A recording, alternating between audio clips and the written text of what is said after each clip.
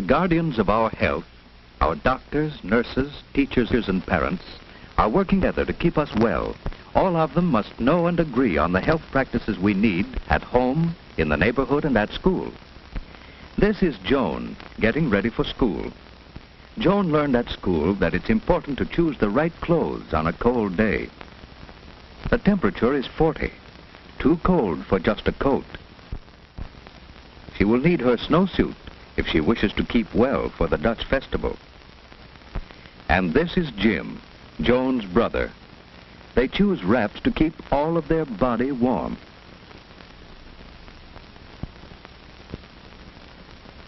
Mother is glad to see Jim looking so well this morning. Their color is good, their eyes alert. They're ready for work or play. Mother needs to get another supply of paper handkerchiefs. Jim's friend George is eating an apple as he waits for them. That is a wise no thank you, Joan. Never share another's food.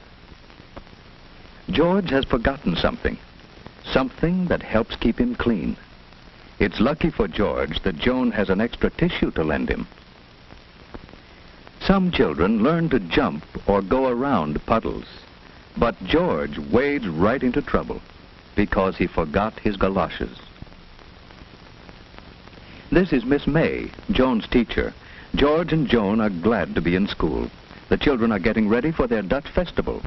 Tom has brought the thermometer in so that the children can guess what the weatherman doll should wear today. A raincoat and umbrella? Oh no, a snowsuit and galoshes to keep him warm and dry. It was hard to guess today, but Tom is a good guesser.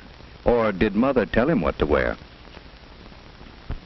George, you forgot something more important than your handkerchief. You forgot to cover your sneeze, and cold germs travel on your sneeze or cough, you know.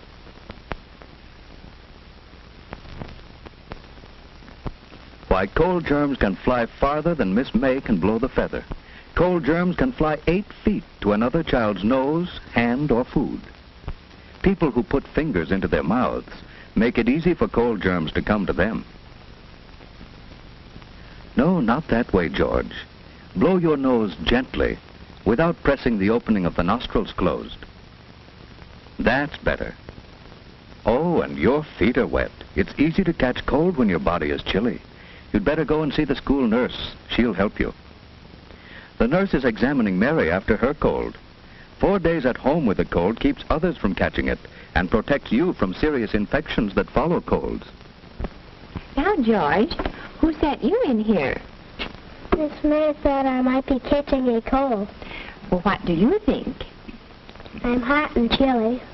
Well, did you sleep pretty well last night, and did you feel like getting up this morning? Did your breakfast taste good? I hardly had time to have my breakfast. I had an apple on the way. Now, blow your nose, George. Oh, not so hard, gently. No pressure on the opening.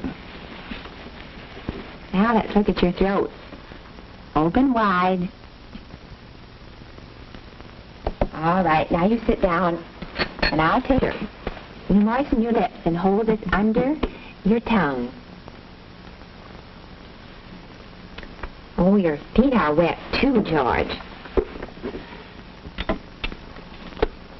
Winnetka, 3, 2, 1. Hello, is it Mrs. Powell there? Yes. Well, this is Miss Wright, Mrs. Powell.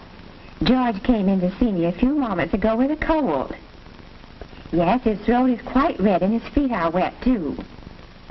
I do think he'd be more comfortable at home in bed. Well, just a minute, please. Yes, his temperature is 99.8. Well, it is best to consult your physician if it goes over 100, especially during the cold season. Oh, that would be nice of you to call for him. Yes, he'll be right here in my office. Thank you so much. Goodbye.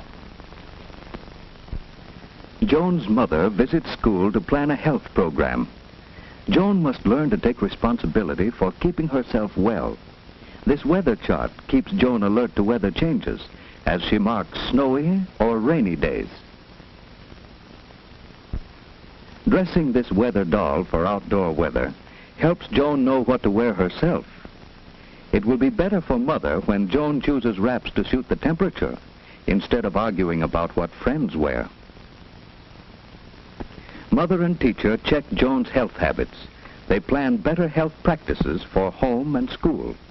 At school, Joan's committee keeps the washroom attractive with soap sponges, brushes, and signs.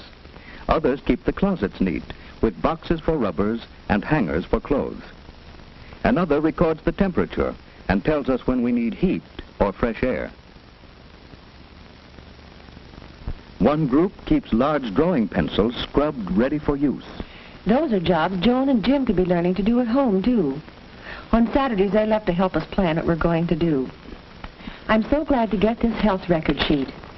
Your check on Joan's habits at school will help me plan a corrective health program at home. I'm going to find out what kind of health practices we use, and I must check on our equipment to see if we have the materials to carry on the school practices. Thank you for some grand ideas, Miss May. I'm going to visit school again some afternoon when I call for Joan. May I? Do come often. It is good for teachers and children to have parents visit school. Next morning, Joan's mother is inspecting the health materials in her home. Each one in the family needs a separate towel and washcloth. Mother has one for Jim and another for Joan, each with his own name. Joan's father made a box for her to stand on. It's no fun washing if you have to stretch or can't see into the basin. And here are new cups. Each can have his own cup now. It prevents catching another's cold. Why, Jim, why are you so cross? Father has taught Joan to spit into the toilet, for spitting spreads disease. Here are the spoons for your cod liver oil, Joan. It's extra sunshine for us in winter and spring. You know, strong bodies can't always keep us from catching cold, but they help us resist a serious illness that may follow colds. Keep away from persons with colds, and keep your hands clean while you're eating.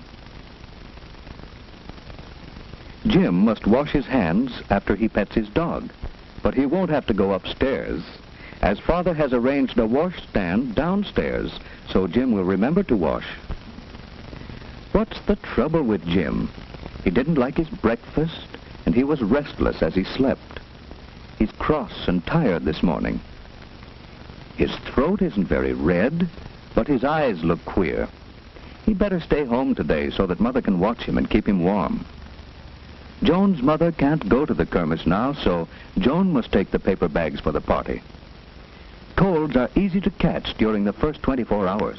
Mother must see that Jim covers his coughs and stays away from others. She must sterilize his dishes by boiling them thoroughly in water. Joan's room at school is a busy place, and Joan wants to help get ready for the kermis. But first, she must wash her hands. We must always wash hands clean before handling food. So, Joan takes off her coat, uses plenty of soap and a good lather. She rinses her hands well and dries them thoroughly with a paper towel. In another room, the kindergarten children are getting ready for the kermis. It's best to go to the toilet and wash hands first. Now Joan has her wraps off, her hands are clean, and she's ready to pack the bags for the kermis. The kermis has started. George's friends are selling the flowers they raised. They learn that flowers, like children, need plenty of sunshine, water, good food, and moderate temperature to make them grow. Joan's friends are selling cheese, and they are careful to keep the food clean. Everyone is having a good time, while poor George stays in bed.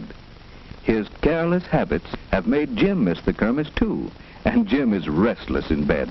Now he knows it pays to avoid people with colds.